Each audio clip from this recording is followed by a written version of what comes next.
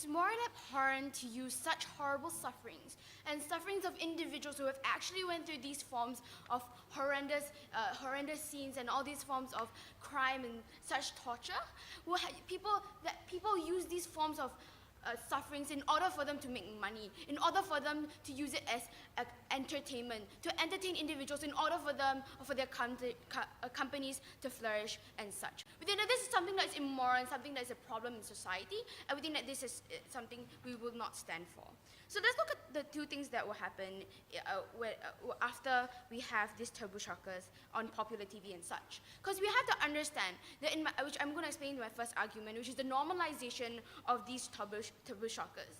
So we need to understand how the media works and how these popular TV and movie series are very influential and how it shapes the morality of individuals. Because we need to understand that people nowadays shape their moralities and principles around the media and what the media propagates. For example, I will shape my principles on how other people or popular people view about the world and how these type of movie series propagate about the world, because they believe that it's a depiction of what the status quo is and is the trend that is going on these days. So we think that the point in which you do so, you make these Tabooshockers something that is normal and something that should be the trend.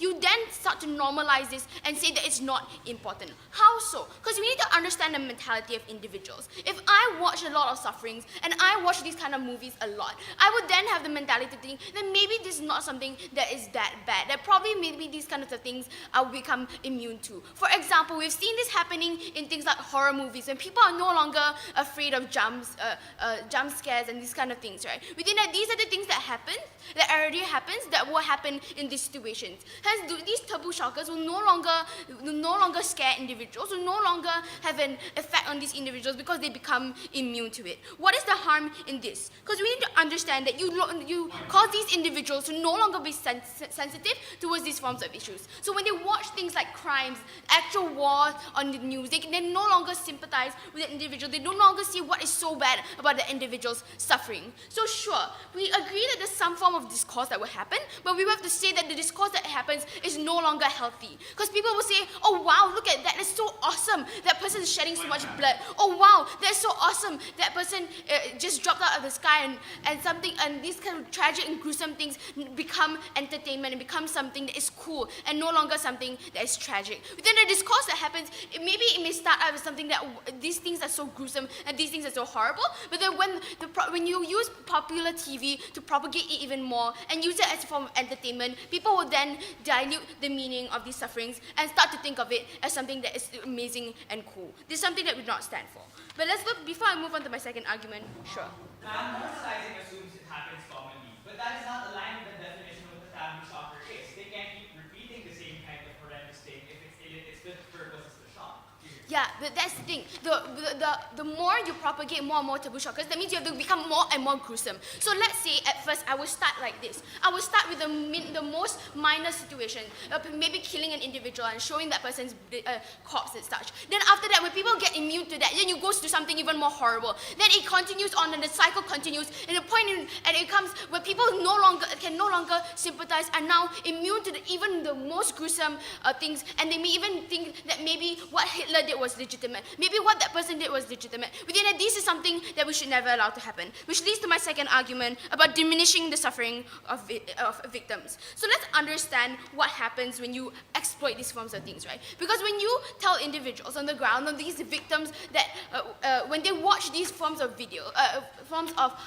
movie series and such, they will see what the companies are doing. They're using my forms of suffering and the things that I have to spend my life trying to forget. The trauma of what I have had to been through is being exploited by the companies these days. They're using my suffering in order for them to make money, so that the actors can be popular, so that they can act really well and probably get the awards and such. But then these are the forms of things that you force an individual to go through. When they are trying to overcome that form of trauma, when they're trying to forget the trauma, or maybe want people to sympathize with them, they can no longer feel as though that they can get over the trauma, because they have to watch it every single day on the TV, because you want to propagate these kinds of things, and they have to watch it, and the trauma, they have to continue the trauma in their heads. So number 2, the second thing that will happen to them is that people can no longer sympathize with them because they are immune towards these things. What in situations are this, right? So for example, if individuals are already immune to the worst and most gruesome things, they can no longer sympathize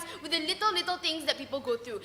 Whether or not it's being simple things, whether or not it's people being raped or such, we think that these are the things that, so whether it's not being raped or whether or not it's being like their parents being taken away from them, the problem is that people can no longer sympathize with them because they're already immune to it. What happens then? The support structure that these individuals should have, the victim card that these individuals should have will no longer exist. So when they want to tell people of their problems, when they want to tell individuals that this is the trauma that I've been through, they will say, that's nothing, that is nothing that is serious. That's probably just something that happens on the TV all the time. People can no longer say that, yes, that's something that is tragic, I will sympathize with you, and I will help you get through that trauma. Because they say that you're whining too much, because this happens all the time. You're whining too much, because these are things that is normal, and it should be something that is normal. You shouldn't have the victim card in these situations. We think that this is horrible, because you diminish the sufferings of individuals. They can no longer have a support structure in these situations. They can no longer have individuals who sympathize with them. What happens then? They'll go to even more depression, and they'll be even more traumatized. We think that even the littlest of things, we need individuals to sympathize with these individuals and grant them some form of victim card so they're able to have retribution and proper closure, so that people can actually give them the closure that they need. With that, I propose.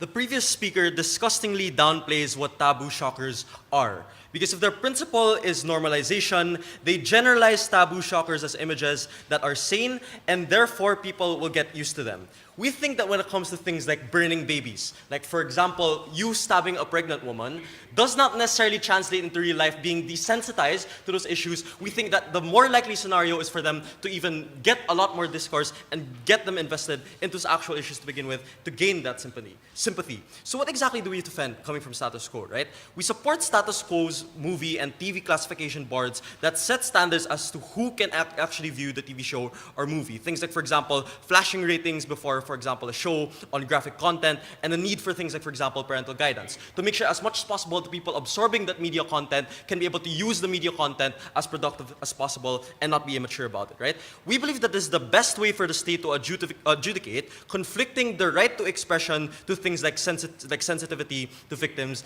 because we think that is something that's going to be the fairest compromise. What I'm going to talk about today is very simple. Why, firstly, regretting things like taboo shockers unjustly curtails the freedom of expression, but secondly, why these issues solicit productive discourse, right? Before that, a couple of responses. Firstly, she said that the more you view things like taboo shockers, the more you get desensitized to those issues. We don't want people to ignore those issues, and therefore we shouldn't show them on TV, right? First response, listen, the fact that they're called taboo shockers in the motion to begin with is the fact that they do not frequently happen. Sure, they can happen in real life, but we don't necessarily think that you're going to be desensitized to a lot of times, right? We think when it comes to things like violence, that those might be things that you are used to in real life, but extreme cases like, for example, stabbing a pregnant woman are generally things that you do not encounter in real life, and therefore we don't think you're going to get desensitized to those issues. But secondly, we think that sympathy is a lot more likely coming from our side, because all you're doing coming from your side is saying that these issues don't even exist to begin with. They're not relevant, that they shouldn't be shown on media at all, and they're not part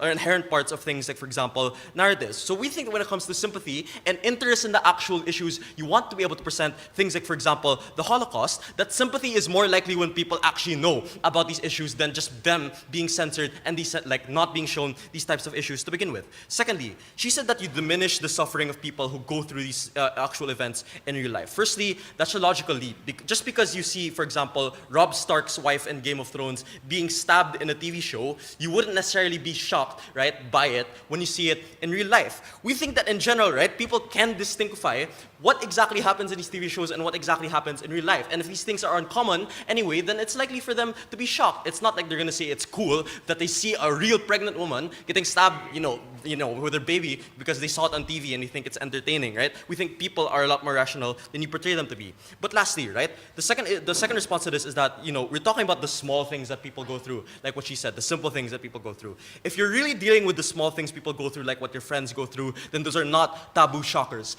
Taboo shockers are real issues that real people face right now, usually issues that people are censored to by other media. Things like, for example, the horrors of war. Things like, for example, the horrors of doing things like, for example, drugs, simply because other media just chooses to be able to portray it through statistics, chooses to be able to portray it in a way that's not interesting to people at all, and therefore they're censored to it. First argument, why this unjustly curtails the freedom of expression. No, thank you. We think that there's an inherent right people have to expression and speech, and we think that taboo shockers are simply just an extension of it, meaning that authors and writers, the creators of these narratives, the perpetuators of these media, should be able to utilize to actually maximize what their narratives should be and how exactly they're important to people. But we think there are checks and balances to make sure people won't get offended. It's important and protected insofar as it is not imposed. And we think that you can opt out of media, you can turn off the TV, right? We think that these forms of media are not shoved down your throat to say that as much as possible, even if you're offended, you have to be able to watch it. We have so many checks and balances right now to make sure you're not forced to watch media TV, your eyes aren't pried open. So why is it still important we allow it, even in the case that people can get offended or disgusted? We think that in a democracy, we cannot shun views or expressions that people don't want to hear. Because if the right to expression was important, it would also mean protecting things that people do not want to hear, narratives that people, for example, do not want to absorb. So why is it important for narratives to be forwarded in the best way? We think that authors and writers sometimes use media as a form of social commentary. Like, for example, popular TV shows like the Game of Thrones talk about things and parallelize with things like, for example, real-life politics wherein real betrayals happen, real killings happen simply because people want power. Or, for example, the issue of things like, for example, religion, where you have, for example, the Lord of Light telling them to burn babies down, which are actually things that happen in real life with very extremist religions. Or, for example, TV shows like, for example, Breaking Bad, which talk about drugs, where you had a character on the show choking on her own vomit from a heroin overdose. Things that people actually do go through in real life, but simply because but the reason why people are shocked about it is because they do not encounter it in real life at all. Other forms of media choose to be able to, actually suppress it to begin with. So we think it's important in that sort of sense. Before I move on, fine. If viewers don't normalize these forms of issues, then why do movie producers these days have to make taboo shockers more and more gruesome in order for the people to be actually shocked? No, we think that in general, right, when it comes to this whole entire idea of desensitization, that these are real examples that people go through in real life as well. So you can't just discredit that by saying, you have to be able to make it more gruesome and more, extreme in order for people to be shocked, because it's actually a lot of issues that people go through in real life. Secondly, why these issues solicit productive discourse, right? We think that media is much more deeper than affirmative portrays it to be. There's a purpose to taboo shockers, but why exactly is the deeper meaning likely to be revealed, right? Because you think when it comes to popular TV shows like Game of Thrones and Breaking Bad, you have a fan base that tries as much as possible to find the hidden meaning within those things. That people are obsessed with finding messages in media and relating them to issues in, for example, real life. That's why you have, for example, political analysts actually taking episodes in Game of Thrones and saying that is actually what's going to happen in, for example, US politics or politics in the Middle East, where people are willing to kill in order for power. So we think that when it comes to this whole entire idea of those media and those forms of, for example, TV shows being popular, it's already 6:30 by the way, so we generally think when it comes to this whole entire idea of being popular, being influential, that it's a really, really big catalyst in order for people to get into these issues as well, to say that in general, right, despite the fact that we are, shocked by it, we still realize that the fact that it is real things that people actually go through. So what's the importance to this argument, right? We think that these issues solicit productive discourse in the way that people are interested into these different types of TV shows, because it's portrayed as a form of entertainment. It's portrayed as something that you can get into and your friends already watch to begin with. We think that for those forms of media, like for example, TV shows and movies, are important in the way that people can actually get into it, that people can translate those things that they see on TV and actually translate it into real life. And that's the reason as to why we think that side negative is going to be able to win this debate. Thank you.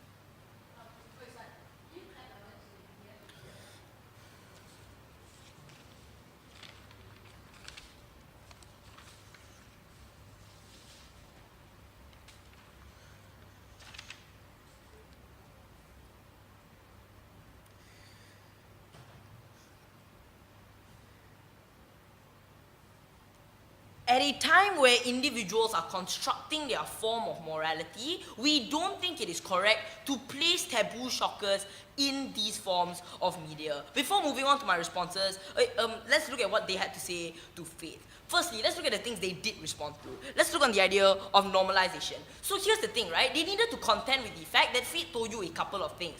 Firstly, she told you that companies have corporations who use these movies have an incentive to use more of them because they're popular. So even if they can't use it as much because the shock effect is not there, they will put in as many as they possibly can so that their ratings go up, because that is something they want to do.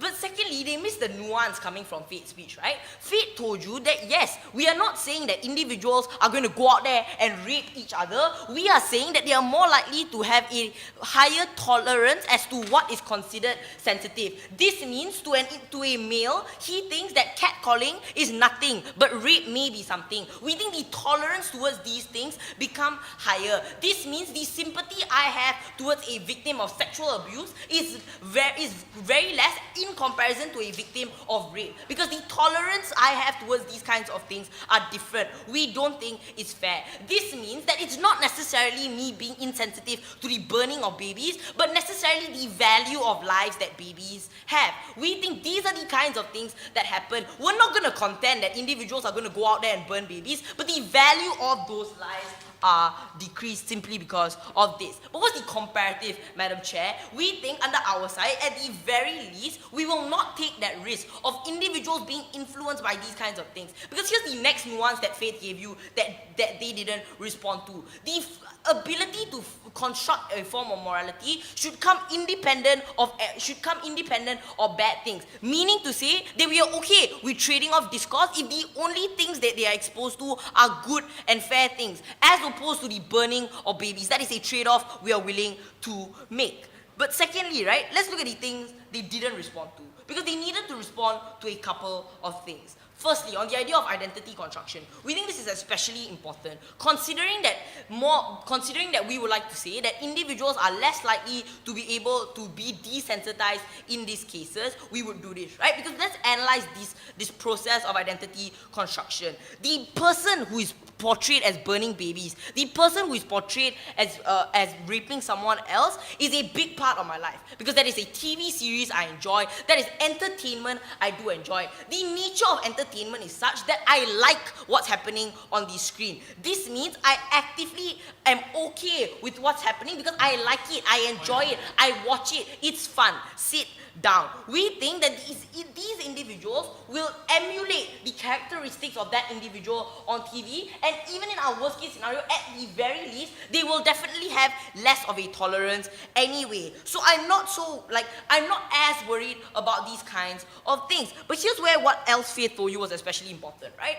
Because it's true that while individuals may not actively rape other people, this is what they will do, right? We think they are less likely to vote for policies that vote for individuals who fight against rape, because they deprioritize this in their eyes, because it's less important to these individuals. Meaning to say, they will prioritize other things over the issue of rape or over the issue of the value of babies' lives. These are the kinds of things that they needed to respond to, because at the point at which an individual constructs his identity based on these kinds of things, he's also more likely to do these kinds of things or be desensitized at the very least. So, a few responses in today's debate. Firstly, let's look at the idea of discourse. Sit down, Renz.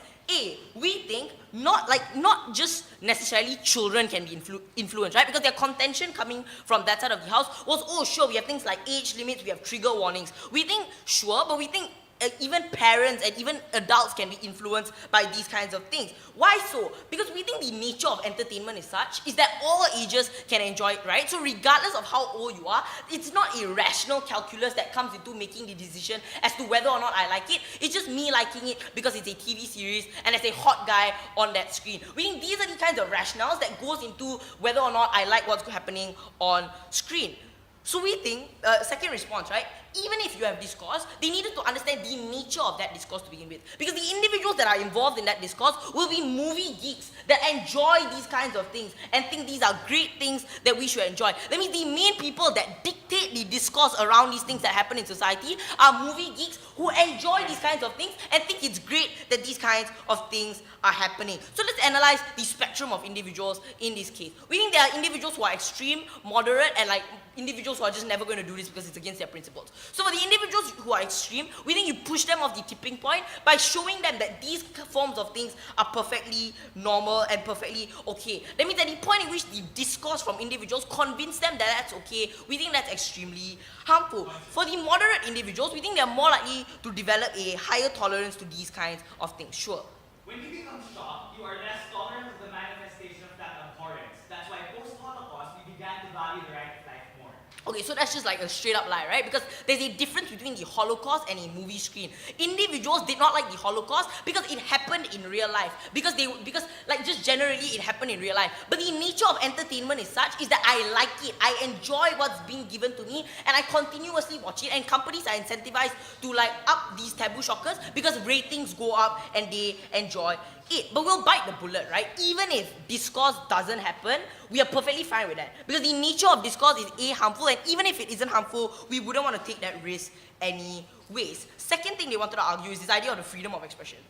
So generally, we think that the harm committed to a rape victim is something we will never trade off for your freedom of expression, Madam Chair. Because let's analyze how rape victims are harmed, right? We think they told you can opt out. That's a lie. So firstly, like you can see it before you change the channel, which is a harm in and of itself. But B, the fact that society preys on the things that you're trying to forget is an abhorrent harm in and of itself. The fact that society is using it to earn more views and earn money is a principle we will not stand by. We think we limit freedom of expression when it comes to things like this, especially when it targets the most vulnerable communities in status quo. The comparative is simple. In our worst case scenario, we do not take the risk of harming rape victims and harming individuals on the ground. Because the worst thing, if you notice in their speech that could happen, is movie geeks not liking the movie anymore. We are perfectly fine with that if we can take the trade-off of rape victims feeling better and us not normalizing this idea and constructing our identity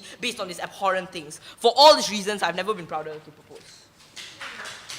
All right, Diego.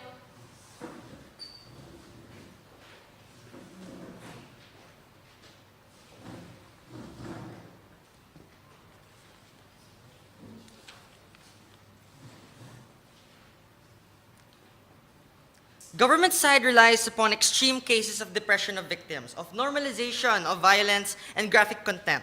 But in the pursuit of this, they have failed to prove two simple things to respond to the Leader of Opposition speech. Number one, they failed to prove to us why that depression and that normalization is likely to happen with the idea of taboo shockers in nature being surprising in nature and always being graphic in nature for individuals to never be safe. And second, why the world that they perceive in converse for their side is of moving away with these taboo shockers is inclusive to solve the problem that they say. Because we would like to contend that the normalization in their world is an even worse form of normalization. A normalization wherein you feel that you can expect to be safe no matter what, wherein you are never going to be shocked no matter what whenever you're watching TV or whatever. My argument is going to be very simple as to why we say the state should promote the idea of never having an expected view of reality and why we should leave it up to individuals to interpret for themselves what that type of reality should be with these taboo shockers. Before that, a few points of rebuttal. Number one, to normalization. Because they say that normalization is bad because it constantly happens. And we think that this is not really an argument against taboo shockers in general.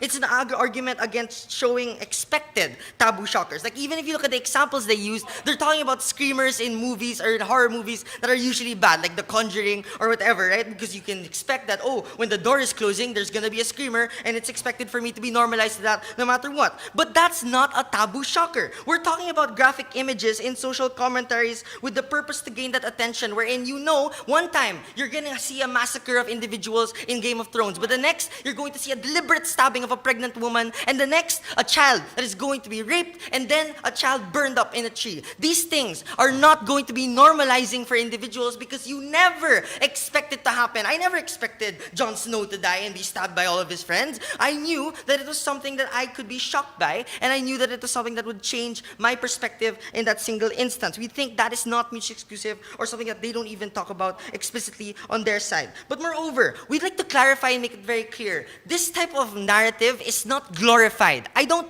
feel that it is fun to watch this type of narrative of, being seeing a child burning up in a tree just for the sake of that religion in Game of Thrones that makes this person want to do that to save their community. I don't feel that it's fun for me to watch these individuals die, because my main characters are in the Red Wedding, seeing all of them die one by one in that single instance. These are things that I need to be able to see graphically, and I need to be able to relate to for it to have that message sent. That is not something that is gonna happen on their side. Secondly, look at the converse on their world. What discussion will exist with the normalization that exists on their side, where people are expected to see that I will always be safe whenever I watch TV, or whenever I'm gonna go to a movie show and say that, oh, I'm subscribing to something that I know is gonna happen. I'm never gonna see anything such as horrific as this. We think that converse of tolerance on their world is something that is not beneficial for society in terms of productive discourse, which is the second argument of Hans that they did not rebut to, right? We said discourse is only valuable insofar as you do not shun away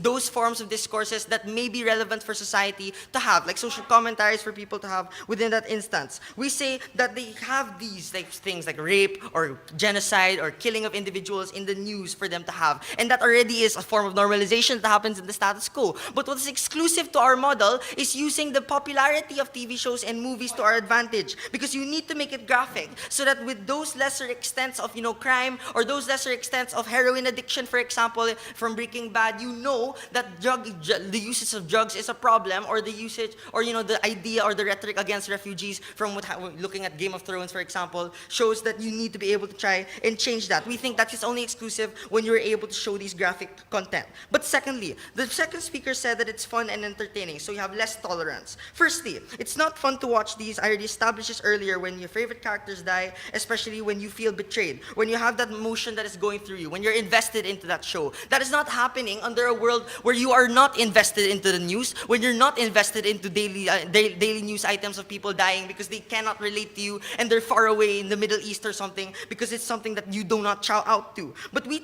tie into the fact of mainstream society, wherein people do watch these shows and can have and use that entertainment for their means to discuss amongst themselves, like in their fan bases, or even to their friends and to their peers, and then it goes to the news for them to be more popular in society. We think that means that less tolerance means we do not tolerate those manifestations of that abhorrence as well. And we think that is only exclusive in a world where that discussion can, at minimum, happen with shockers, not in a world where people are expected to see that it's never going to happen anyways. Argument, yes. If you support freedom of expression, would you also stand by victim blaming? Victim blaming? No, that's not what we're doing. The Taboo Shocker does not blame someone for being a victim. A Taboo Shocker shows them being a victim, deliberately being killed by the evil characters of that show, right? In Game of Thrones, I saw my favorite characters dying from, the Starks, and then saying that, this is the way I want to have power, right? That's something that doesn't happen. Argument on why the state should promote the idea of never having an expected view of reality. The premise of this argument is very simple, and we need to go back to the principle of this debate upon what the state should deliberate on and how to adjudicate free speech. We see that the prevailing narrative of culture right now entails a monopoly upon what society should see and a discourse upon what society should not see. And we think that is harmful for a state to be able to impose that value upon society. We do not think safe spaces are good for society, because safe spaces imply that I am always going to expect a world wherein I will be free from that type of atrocity, where I will be free from that type of reality. I do not need to care for that reality because I will never see it. That is the type of tolerance that you have on their world when you do not allow these types of images to be shown with taboo shockers that chow out to mainstream media. I will never be able to see an abortion happening right in front of my face because it is something I will never be able to relate to. I will never be able to see a dying child burning in a tree, or seeing that type of plight happening to millions of children across the world when that type of atrocity can happen, because I do not need to care when that type of imposition is going to be under a world wherein you have an expected view of reality as much as possible, that I should be expected to be in a safe space, or that world in the TV and movies are free from that type of oppression. We think TV and movies and popular culture is the only way to connect to mainstream society, when everywhere else they are already tolerant of this, where everywhere else they are already normalized in this, where everywhere else they will never even care about it. So we think that being able to use these TV shows that people are invested in, people are popularized by, or mainstream media are able to discuss in social media, or even amongst their friends and peers, has that discussion and has that attention, which will only be exclusive when they are constantly shocked, where they are constantly surprised, where they will never know what is to expect, and where they will never know what will happen if their next character is gonna die. For all of this and more, because we are the ones that are more inclusive towards what free speech should be, and we are the ones that talk about what expectations and reality are, I am very proud to oppose.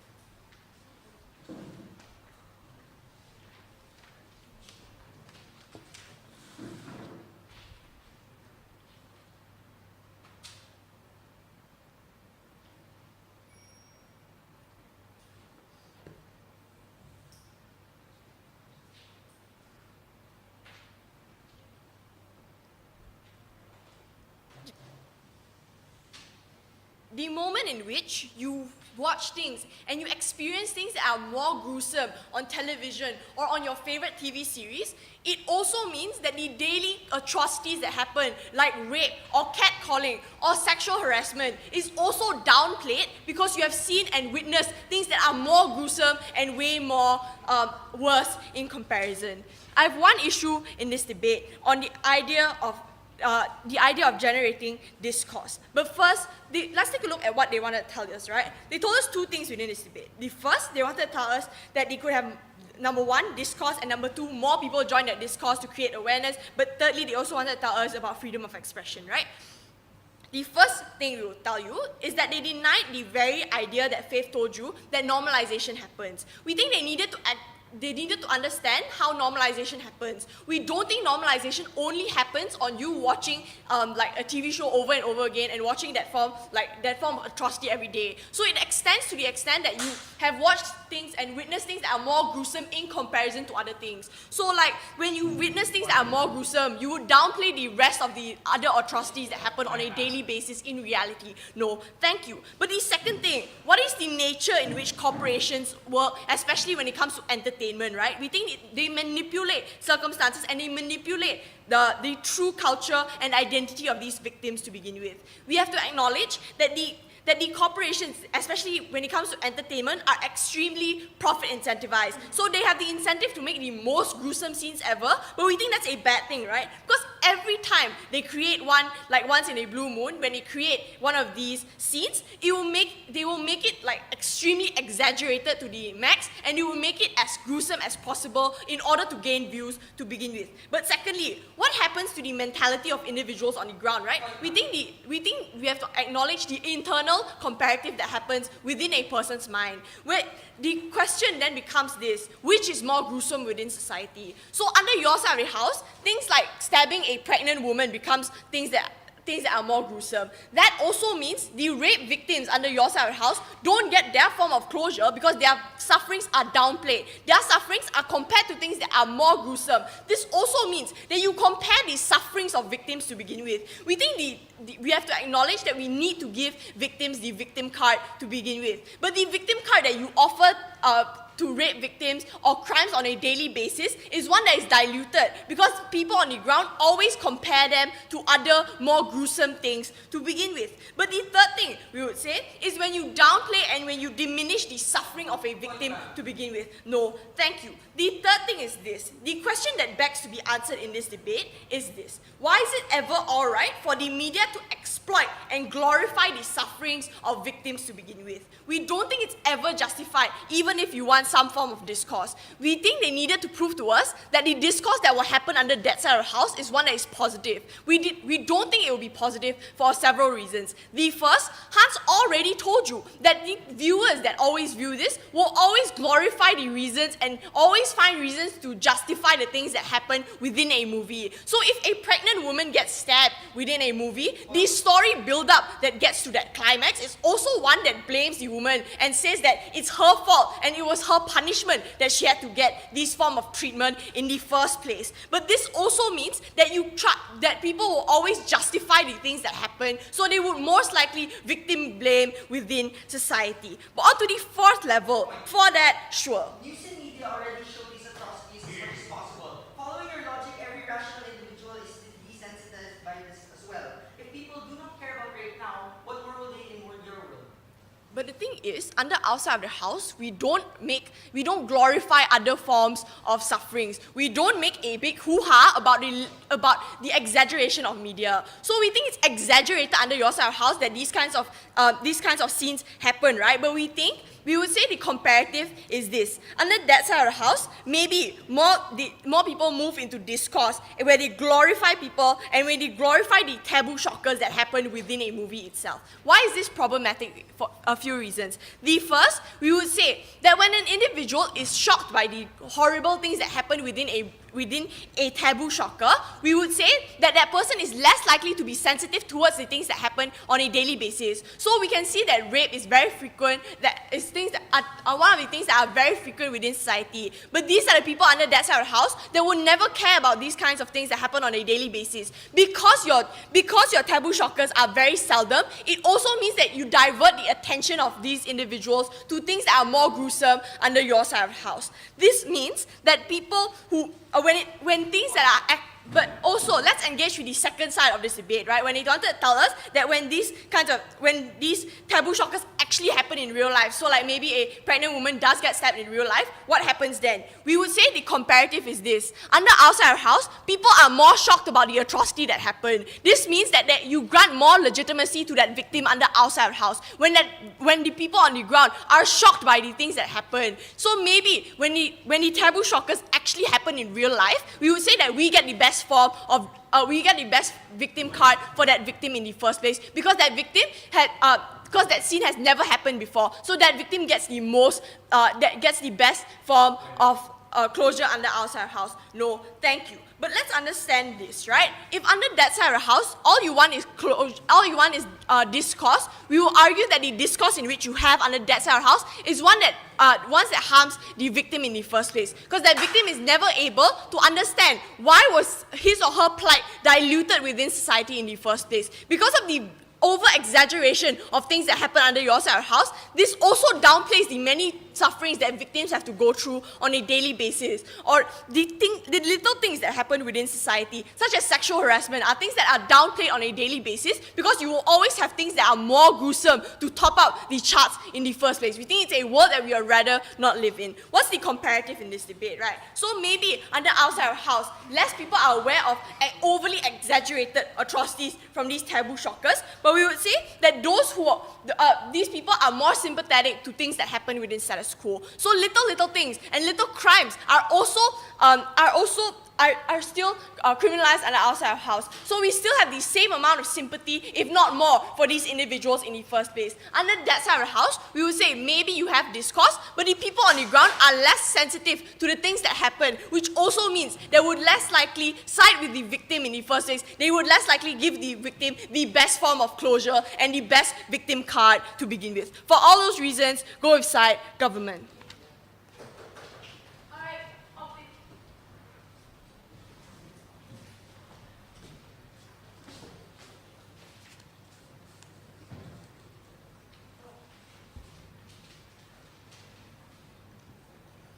Madam Chair, government assumes that your tolerance for heinous crimes increases when you are exposed to things like taboo shockers. That is absurd because the media reports on heinous crimes all the time and people are still shocked with taboo shockers. That's why they cannot try to salvage their case and say it's more likely that sympathy will occur on real life once these things happen in real life and not television. Because for people to know about these things, the media has to report it as well. So this leads them very susceptible to the harms of desensitization and normalization they themselves harp on once they try to salvage their case. This is where we have to clarify how these taboo shockers really work. They say it's glorification, but that does not make sense because these dramatic narrative tools are used in order to generate emotions like anger and shock. That's why victim blaming is very unlikely because we have a critical mass to check and balance the best case of side government.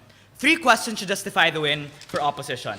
Firstly, let's talk about how do these people react with taboo shockers? This is where we reconcile conflicting characterizations. Because government's attack is that people will be desensitized, thus it normalizes the crime, while we say it is likely people will react with shock and garner sympathy with the victim. So the question we ought to ask is which characterization is more reasonable and encompassing?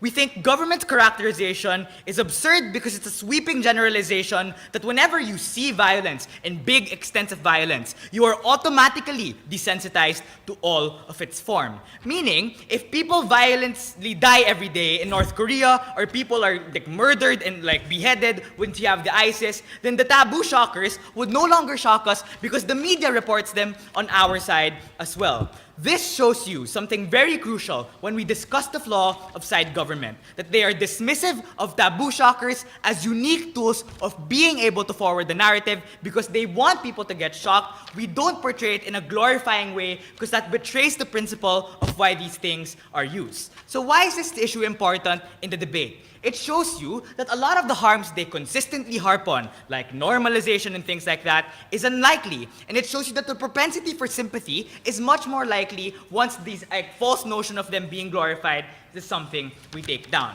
That's why they cannot argue that we traumatize the victims who have underwent these things, because it is ignorant to the way as to how these taboo shockers are presented in this show, and that's why it's quite dismissive of them. So how do we reconcile this issue? We think the more reasonable characterization is talking about and discussing why people will likely react with shock, which is more likely going to lead to sympathy. Second question we have to ask: do taboo shockers create a tolerance for crime? Their answer is yes, because lesser manifestations of sexual abuse is not as bad as from what we depict coming from these taboo shockers. First response: that's not true. These taboo shockers shows you just how heinous the extent of these particular crimes can be. So this makes you less likely to tolerate it because of how shocking it was, because of how much you resonated with it, and how much you saw the plight of the victim. This rebuttal shows you that this idea of victim blaming is less likely going to happen coming from their side. But let's be generous to them and engage the even if. We think that when you talk about that, that is inherent with things like news reports in the media reporting things like heinous crime. So we show you that coming from their side as well, if they talk about things like normalization, that's something inherent but quite questionable, considering people still get shocked with taboo shockers even if every day we're exposed with heinous types of violences. So how do we adjudicate this question? We have to compare the both worst case scenarios coming from both sides. At least our side creates the social impetus for discourse surrounding this taboo shocker to be brought into mainstream society. That's why their response of no, it's actually insulting to the victim is something that does not outright rebut the argument. Why? Because when we give these particular social commentaries, which manifests in the form of taboo shockers screen time, it is likely for discussion to happen coming from it with things like the critical mass. That's why there was a big need for them to engage this characterization coming from our side as well. So let's weigh in this issue. We think taboo shockers don't create a tolerance for crime. Because if we engage our worst case scenario, then their side is being tremendously inconsistent because they will always have the media coming from their side. They will always have a growingly violent world coming from their side as well. That's why all of their harms are absurd. Lastly, this is where we do something that the three of them failed to do, and that's to engage the worst case scenario. Even if these things can become traumatizing for the victims, is this still legitimate to allow taboo shockers? This is what we said that they were so hesitant and just hard-headed to respond to. We talked about expression. We recognize that when you have things like protecting sensitivity for victims who have gone through a similar plight and allowing writer freedom, the state cannot just adjudicate by picking one right over the other, but rather viewing a compromise. That's why we think the compromise coming from our side is that you put limits as to like prosecuting them if it becomes offensive. That's why when we take a look at how they responded to this issue, we don't necessarily think that becomes the ultimate standard for what they say. Because what we told you coming from our side is this is a legitimate tool of empathy building, and particularly for the narrative the author is allowed to create. Before I go on, yeah. Why is a movie geek prioritized over a rape victim, right? That- The very fact that you put it in that movie means you care more about that person as opposed to protecting You have to get out of this bubble of trying to downplay your case to just prioritizing movie geeks. What happens is these movies, like these TV shows, get a lot of attention from the media, and that's why these issues are mainstreamed into society and talked about. So it's not just about favoring a movie geek, it's about giving these issues attention and mainstreaming them into the media. That's why when they say that it's just going to appeal to the fans anyway, even if we say that is the case, we think authors have a right to formulate narratives as part of their expression as well. That's why we think this is a fair compromise as to how we balance the conflicting values both sides try to defend. So how do we reconcile this issue properly? We think if it's about protecting the victims, we have to recognize that the portrayal is something sensitive, that victims are not blamed, victims are perceived as the victims, and it just shows you how traumatic the experience they go through is. That's why when we told you from Luigi that we shouldn't keep reality away from these people, the response is that people will be shocked in real life anyways, so you'd rather prefer that. It's not exclusive, because you will always have the media reporting it, thus enter all the harms of normalization and desensitization.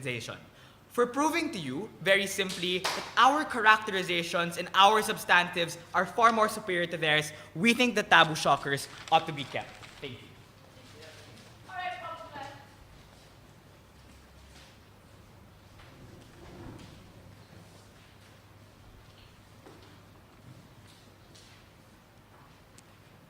Government is going to lose this debate because they failed to prove the converse burden of showing why the world is better off without taboo shockers and why their form of discussion is more inclusive for all individuals of society, even towards the rape victims or even the movie geeks that they're talking about in their side. There are two things we're going to look at in this reply speech. Number one, we're going to look at the comparison of likelihood, and second, we're going to look at the development of principle that happened in this debate. Number one, on the comparison of likelihoods that happened. Because what was only exclusive towards the opposition side in my team was that we spun all of their characterizations to our advantage to prove that it was good, while their side never evolved beyond the responses of saying that people will be desensitized, people will be tolerant of these, or people would not care for these types of issues, and people would only be wanting and expecting the same taboo shockers happening on and on again. We gave three spins to this type of argument and characterizations on their side. Number one, they said that these types of taboo shockers are popular, fun, and entertaining, so therefore it means people will be normalized so that they won't care about lesser crimes. So when I see a pregnant woman getting stabbed, I won't care about a rape victim of the same type of degree, right? We said very clearly that this can be spun towards our side by saying that the fact that it is entertaining and the fact that it can be popular means that we actually give issue to these types of issues and make sure that the attention and notice towards these types of problems can only be exclusive using popular media where people will always subscribe to it, in comparison to a world where you rely upon the news where people are already desensitized or relying upon normalized individuals who just don't care about the world right now. We think in the comparative, in terms of likelihood, you would rather err on the side of allowing individuals to be exposed to this type of media, at least to the extent of showing that shocker as much as possible. Second, they said it was exaggerated, so therefore there's less tolerance. When it is an exaggerated form of rape, I therefore will have less tolerance towards the types of rapes that happen in the real world. That's actually not true, because we said that the fact that it is exaggerated means that we will never be comfortable seeing these types of issues. So what more in the real world when it actually happens to even a degree that is similar to such, or even a lesser degree that even they're saying? Because when I see a pregnant woman getting stabbed in the TV, then I know that that type of issue when a pregnant woman is going through an abortion, or that type of idea that they're being raped in the world right now, I know that's something I can relate to more easily because I saw something so graphic and so dramatic in that TV show, such as I can relate to it. That's not exclusive under their model because they just rely upon another narrative that shuns individuals from that type of idea, right? We don't think that is inclusive or an idea that is going to be possible for all individuals to subscribe to. But thirdly, they said it was a shocker, therefore people would expect it. But actually, on the contrary, we said that the fact that it was a shocker means that people will always be surprised and will never expect what reality should be. And we expected a clear response from the government whip on my argument, right? When we said you do not want an expected view of what reality should be, but you should just try and expect and allow individuals to immerse in the world and then get form what type of reality they want. You do not leave it up to the state to have a monopoly on that discourse. You do not leave it up to TV shows to give whatever discourse that they want for society to have. Our discourse is still more inclusive compared to theirs, right? We think their world is still not inclusive. Second, in terms of the development of principle, our principle was very clear. We never made the false false dichotomy of prioritizing a movie geek versus a rape victim, because that's just simply absurd. We made the clear distinction between where a minimal amount of discourse is possible for what reality should be portrayed or what it shouldn't be. And we think their world clearly never looked upon the standards that we had for freedom of speech when people should be in a public space and or what it should not be in a safe space in the status quo. We think our world still stands with that principle of freedom of speech and what the standards of it should consistently be of allowing that discourse to happen as much as possible and not curtailing it in the other hand. For all these and more, because we're the only team that proved the likelihoods of each and every scenario, and we're the team with the clearest principle, I'm very proud to oppose.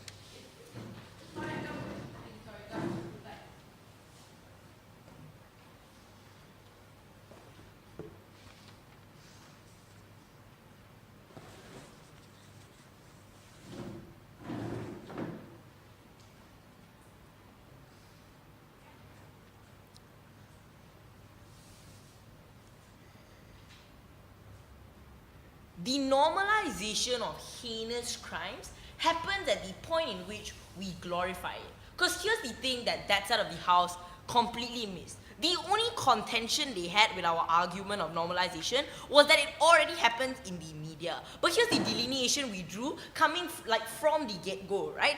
We think that things that happen in the media are real, meaning the ability, you are more likely to empathize with these individuals because that feeling is stronger when it's portrayed as heinous. We think there's a difference in the way in which you portray things in both scenarios. Because even though taboo shockers do inspire awe, we think this awe is a form of awe where individuals want to see more, or individuals enjoy seeing this as a whole. But in mainstream media, we portray this as heinous things that shouldn't be condoned in any circumstance. Two issues in today's debate: who gives the victim closure and whether or not normalization or shock happens. But before that, a few inherent problems, right? So the first thing we would say is the delineation thing of how they needed to recognize that the difference between mainstream media and these forms of movies and TV series as a whole. But the second thing we will say is that the very fact that rape victims have to relive that trauma on that screen, and the very fact that individuals use it as ratings, is a harm in and of itself, and it's a principle we wouldn't stand for. So even if it's true that we should prioritize discourse and so on, we already told you that we are willing to bite that bullet. Even if discourse doesn't happen, we already told you that we are more than okay with making sure that not one rape victim relives that trauma. We are willing to protect one rape victim over your horde of movie geeks. Third thing we would say is that they needed to understand that this debate progressed, right? So sure, they argued discourse, but we told you a couple of things. Firstly, on how this discourse in and of itself is going to be negative. They needed to explain to us how the outcomes of that discourse would be productive in the fight for equality, in fighting against rape. First issue in today's debate on the idea of normalization and shock. Because here's the thing: when they are shocked by things like stabbing pregnant women, why would they be shocked at a woman being catcalled? Because we think they needed to understand the nuance coming from our side of the house.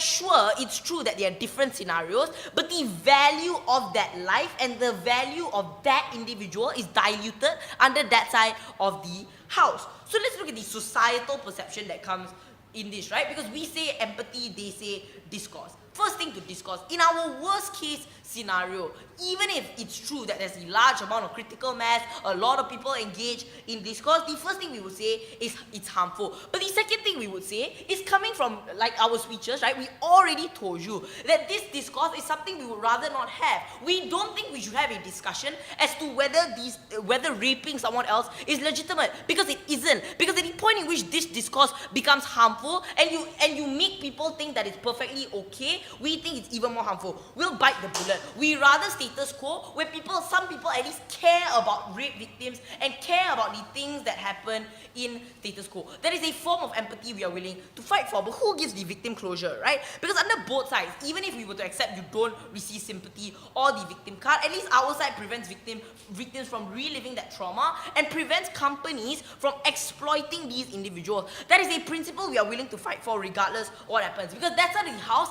exploits their sufferings. Because even if they don't prioritize these kinds of things, Daphne already told you in her speech that we will never prioritize your movie geeks. We will never even put them on the same pedestal because movie geeks are not as worth it as rape victims. We will fight for those rape victims and we will take this debate.